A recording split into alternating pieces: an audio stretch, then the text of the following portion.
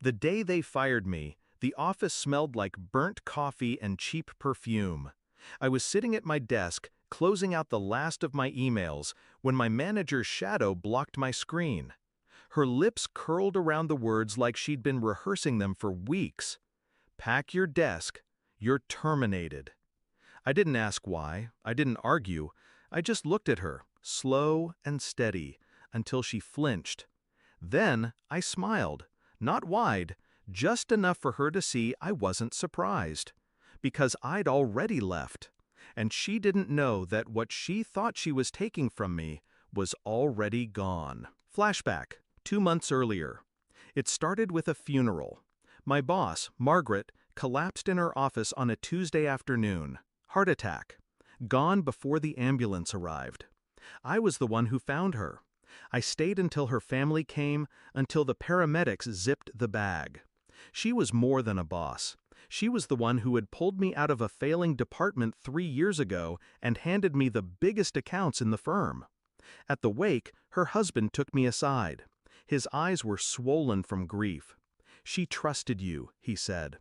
"I know she'd want you to keep running her portfolio. 12 long-term clients. $1.2 million in annual contracts. Her life's work." I nodded, but I didn't tell him I'd already seen what was coming. The signs had been creeping in for months. The new regional manager, let's call her Dana, had been circling my accounts like a vulture, sitting in on my calls without invitation, asking for status updates that had nothing to do with her role. At first, I thought she was just ambitious. Then I started hearing from clients, subtle things.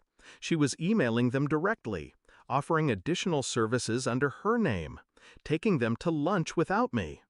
One night I stayed late, walked past her office on my way out.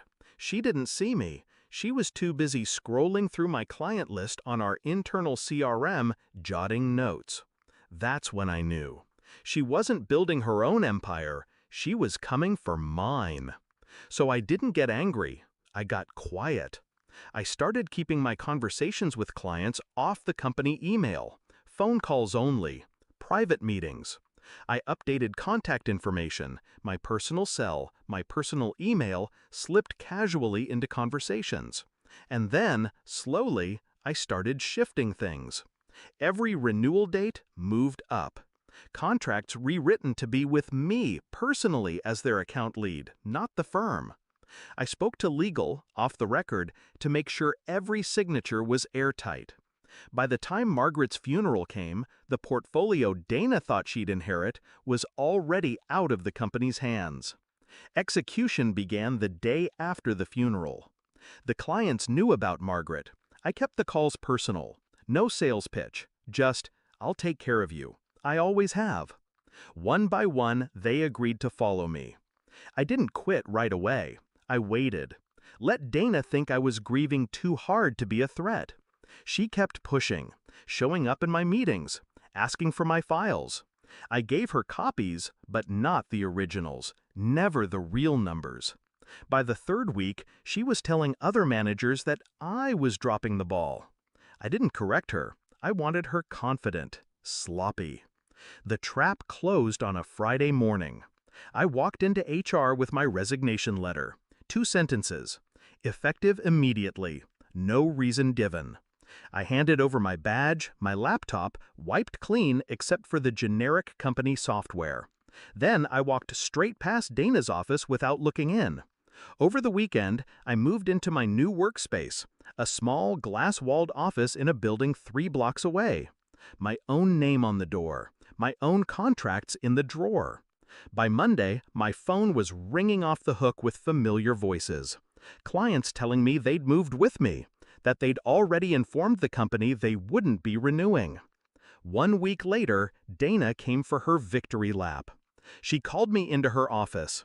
Her tone was almost gleeful when she said it. "Pack your desk, you're terminated." I wanted to laugh. She thought she'd cut me off at the knees. But here's what she didn't know. By then, there was nothing in that desk worth packing. She must have sensed something when I didn't protest, when I just gave that small, calm smile and walked away. Maybe she thought I was in shock. Maybe she thought I'd crumble later.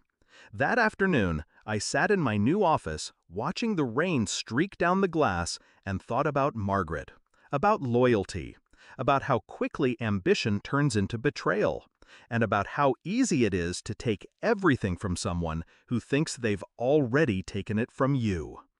2 weeks after my termination, the firm sent a desperate mass email to all my former clients offering discounts and bonuses to stay. No one responded.